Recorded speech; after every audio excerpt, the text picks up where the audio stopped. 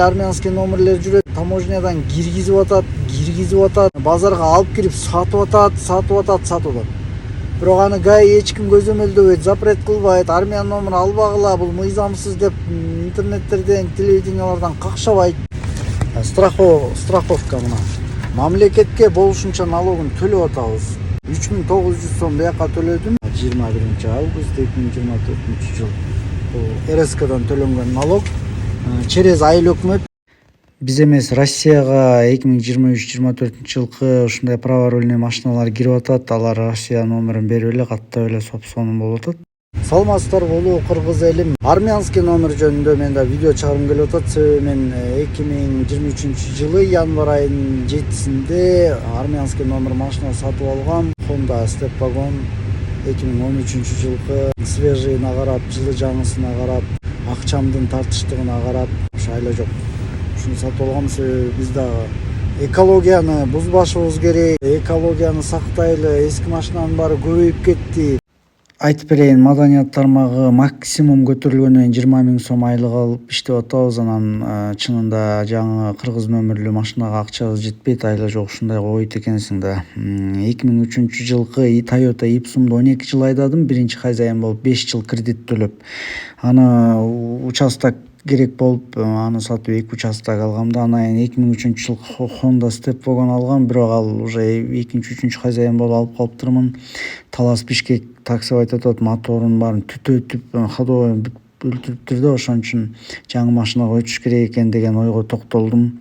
Анан армянский номерлер ушинтип кирип атса, анан мен дагы айла жок арзанына карап ушундай алдым да. Вин-код менен текшертип, двойниги жок бекенби текшертип туруп алгам. 21 август 2024 жыл. 21 август 2024 жыл. Бул РСКдан төлөнгөн налог. Через айыл өкмөт эмеге РСКга барып төлөйсүң деп, анан ошо РСКга барып төлөгөм. Техпаспорту менен страховка мына. Мамлекетке болушунча налогун төлөп атабыз. 3900 сом бияка төлөдүм. Мореки мына Арсенал Кыргызстан, Орозбекова 26 адрестеги. Орозбекова 26 адрестеги барып төлөсөң 3900 сом төлөйт экенсиң. 98 жылдан бери машина айдайм. УАЗды айдадым, Жигулиди айдадым. 3 ай автошколаны Каракол шаарынан окудум, 9-классты бүтүп. 2010 жылдан бери праворульный машина айдайм. Кудай сактасын, бир аварияга туш болгон жокмун. Авария негизи оң рульда эмес, сол рульда эмес, ортосунда руль бар го, жана трактор. Тракторду айдап баратып авария болгондорду көргөм да. Ал оң руль, сол рульдан эмес. Ал айдоочунун өзүнөн же ичип алган, же көпкөн, же бир келесоо, же опыту жок, ушундайлар авария болот да. Армянский номерди эмне үчүн алдым? Жылы жаңы машиналарга өтөлүү. Анан 23 жылы январь айында машина издеп чыктым. Жайнаган эле армянский номерлер жүрөт, таможнядан киргизип атат, базарга алып кирип сатып атат. Бирок аны ГАИ эч ким көзөмөлдөбөйт, запрет кылбайт, армян номер албагыла, бул мыйзамсыз деп интернеттерден, телевидениялардан какшабайт.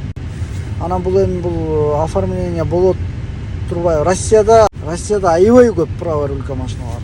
Казакстан 300 000ден ашык машинаны легалдаштырып, казак номер берди, каттады. Анан бизде